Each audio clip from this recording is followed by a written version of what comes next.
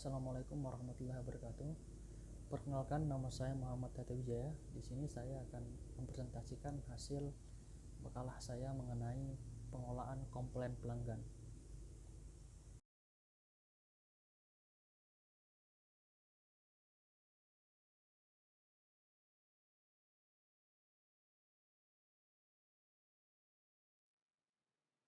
Baik, terima kasih. Kita lanjut ke materi. Untuk rumusan masalah, di sini ada apa definisi komplain, kemudian sebab-sebab timbulnya komplain atau ketidakpuasan, kemudian apa saja faktor yang mempengaruhi komplain pelanggan, dan bagaimana metode dalam menghadapi komplain pelanggan.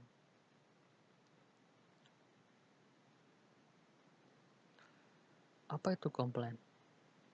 Kita tahu bahwa baik itu perusahaan jasa maupun barang pasti pernah mengalami keluhan konsumen.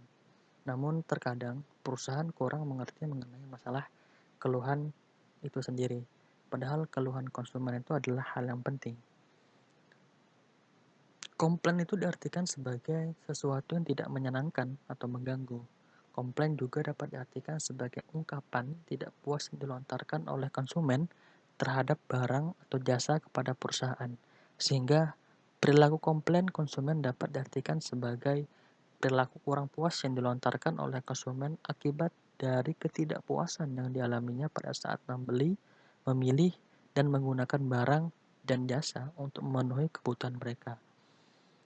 Dan sekarang kita tahu bahwa perilaku komplain konsumen itu sudah menjadi fenomena yang harus dipahami oleh setiap manajer karena dampaknya akan langsung berhubungan dengan konsumen.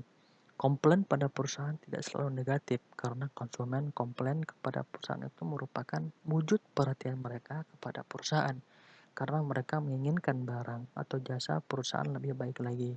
Dan bagi manajer, komplain itu bisa memberikan banyak manfaat diantaranya untuk perencanaan strategis perusahaan dan memperbaiki kualitas barang atau jasa dan mengidentifikasi masalah yang dialami konsumen. Jadi, perlu digarisbawahi bahwa komplain itu adalah perilaku konsumen yang disebabkan oleh kekecewaan terhadap barang atau jasa yang digunakan. Kemudian selanjutnya kita akan membahas mengenai sebab-sebab timbulnya komplain. Yang pertama yaitu ada tidak sesuai harapan dengan kenyataan. Kemudian layanan selama proses menikmati jasa tidak memuaskan. Yang ketiga yaitu ada perilaku personal kurang memuaskan atau pelayanan yang digunakan itu tidak memuaskan sehingga konsumen menyampaikan ketidakpuasannya. Kemudian keempat itu ada suasana dan kondisi fisik lingkungan tidak menunjang. Kemudian ada faktor-faktor yang mempengaruhi pelanggan. Yang pertama itu ada ketidakpuasan. Menurut Cipno tahun 2005 mendefinisikan ketidakpuasan pelanggan sebagai respon pelanggan terhadap evaluasi ketidaksesuaian yang dipersepsikan antara harapan awal sebelum pembelian dan kinerja aktual produk yang dipersepsikan setelah pemakaian produk bersangkutan.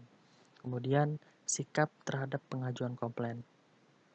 Kita tahu bahwa sebagai konsumen yang sudah mengetahui tentang mekanisme dan aturan-aturan komplain, tempat komplain yang benar, dan hak-hak konsumen dengan asumsi bahwa pengalaman memberikan hasil yang positif. Konsumen akan melakukan sikap komplain yang positif pada saat komplain.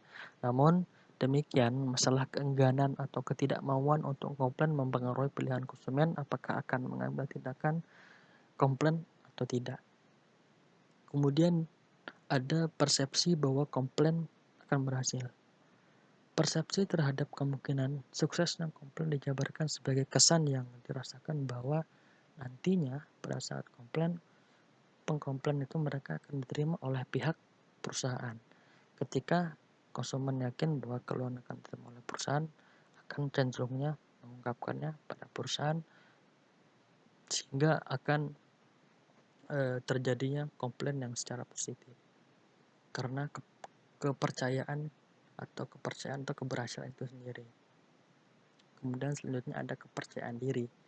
Kepercayaan diri itu didefinisikan sebagai proses mental yang ada dalam diri seseorang, sehingga ketika pelanggan atau konsumen itu ingin menyampaikan ketidakpuasannya dengan percaya diri, bisa terselesaikan secara baik dan benar untuk kedepannya. Kemudian kita lanjut mengenai cara bagaimana menghadapi komplain pelanggan. Yang pertama itu dengarkan dengan baik-baik. Maksud dari dengarkan baik-baik itu sendiri yaitu tempatkan posisi Anda sebagai pendengar yang baik. Dengarkan semua keluhan pelanggan Anda, beri waktu mereka untuk mengutarakan hingga selesai. Jangan untuk berpikir menyerang balik pelanggan Anda, karena sesungguhnya dia tidak menyerang Anda secara personal, karena situasinya di sini adalah pelanggan Anda memiliki permasalahan dan lagi pelanggan Anda merasa kecewa. Berikan feedback yang positif ke pelanggan Anda agar dia tahu bahwa permasalahannya didengar. Kemudian ajukan pertanyaan dengan sopan. Untuk mendapatkan informasi lebih banyak dari pelanggan Anda boleh mengajukan pertanyaan agar Anda lebih mengerti perspektif pelanggan Anda, karena dengan bertanya akan lebih mudah untuk menemukan solusinya. Kemudian, tempatkan diri Anda di posisi pelanggan. Selaku pelaku usaha bisnis, tujuan Anda ialah menyelesaikan masalah tanpa berdebat. Sebagai pelanggan, mereka ingin Anda ikut merasakan permasalahannya mereka dan menunjukkan rasa empati Anda dengan situasinya, sehingga nantinya kedua belah pihak bisa menyelesaikan masalah itu dengan baik tanpa ada ketersinggungan. Kemudian keempat itu memohon maaf.